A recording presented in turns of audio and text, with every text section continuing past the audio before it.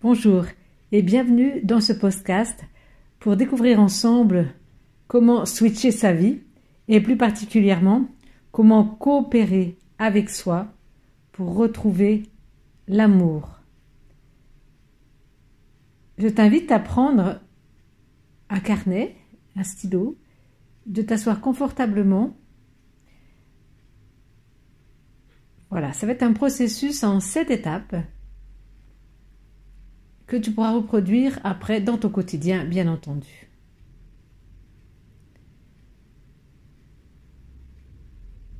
Je t'invite à faire 3 grandes respirations pour vraiment te poser ici maintenant. Je gonfle le ventre, la cage thoracique et l'espace claviculaire. Et je souffle en visualisant un grand courant d'air qui va enlever toutes les tensions, les interrogations, les préoccupations et les emmener dans le sol. Encore 2 grandes respirations.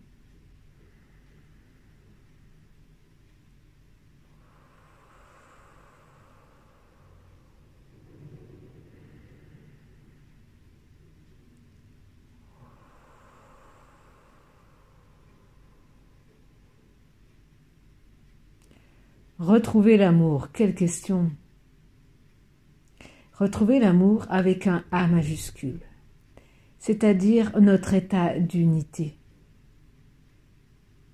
Car c'est à partir de cet état d'unité que nous pouvons rentrer en véritable relation avec les autres, avec la vie,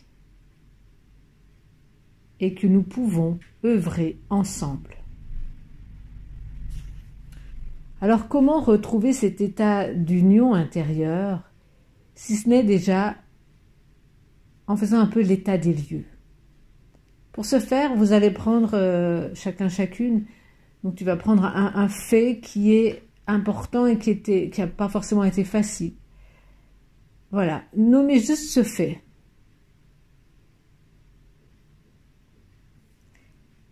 C'est tout un exercice que je t'invite à pratiquer après, parce que je vais te nommer 7 points différents avec brièvement la manière d'œuvrer.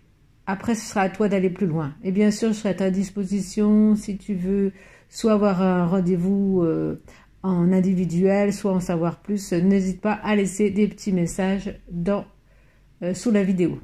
Donc la première chose, cherche un fait qui n'a pas été facile dans ta vie, ou qui n'est pas facile dans ta vie en ce moment. Quel sentiment en découle? Ça te met dans quel état? C'est le 2e point. Le 3e point, c'est mais quels sont les besoins qui sont inassouvis? Le 4e point, c'est quelle serait ta demande envers toi-même par rapport à ses besoins ou envers d'autres personnes. Comment, en l'occurrence, si ça a été chercher quelque chose de très difficile en toi et que ce besoin qui est inassouvi, tu n'as pas trop d'idées, peut-être que tu peux faire appel à quelqu'un à l'extérieur. Et qu'est-ce que ce fait, si par exemple c'est un fait positif, parce que tu pourrais aussi le faire sur des faits positifs, mais même si c'est un fait dit négatif, quelles sont les qualités que ce fait a permis de développer en toi? Quelque chose que si ça ne s'était pas passé ce fait, tu n'aurais pas développé telle qualité, telle posture intérieure. Donc ça c'est le 5e point. Et en 6e point, quel est l'enseignement de cet événement ou de cette période de ta vie? Qu'est-ce que ça t'enseigne? Comme une parole de sagesse, hein? C'est ça en fait qu'on peut voir. Comment en fait la sagesse de l'être que tu es va se manifester justement grâce à cet événement ou à cause de cet événement. Elle va t'enseigner quelque chose de fondamental ou elle t'a déjà enseigné quelque chose de fondamental qui fait que tu n'es plus la même personne qu'avant. Mais tu es encore plus proche de qui tu es vraiment. Parce que tu as arrêté de vouloir le monde autrement et tu as accepté un événement. Tout ça, cet exercice de transmutation, puisqu'il s'agit d'un exercice de transmutation, te permet de prendre encore plus ta place et de petit à petit réunir les différentes phases de toi-même, les différentes facettes qui n'ont pas encore été révélées.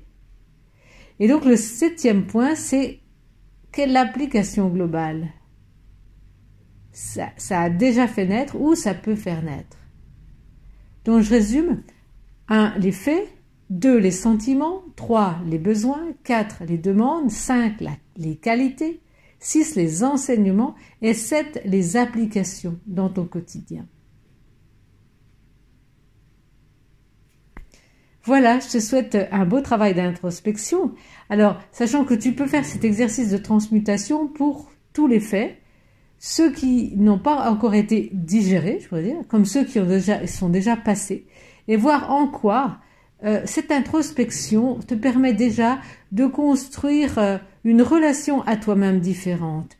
Une relation à toi-même différente qui va faire que la vie va tout d'un coup, ou pas tout d'un coup, hein, mais petit à petit peut-être prendre un autre sens, puisqu'il s'agit bien d'œuvrer à son propre sens de vie. Et quand on switch sa vie, c'est pour vraiment donner du sens à sa vie. Voilà, donc je te souhaite un beau travail et au prochain podcast. Beau chemin!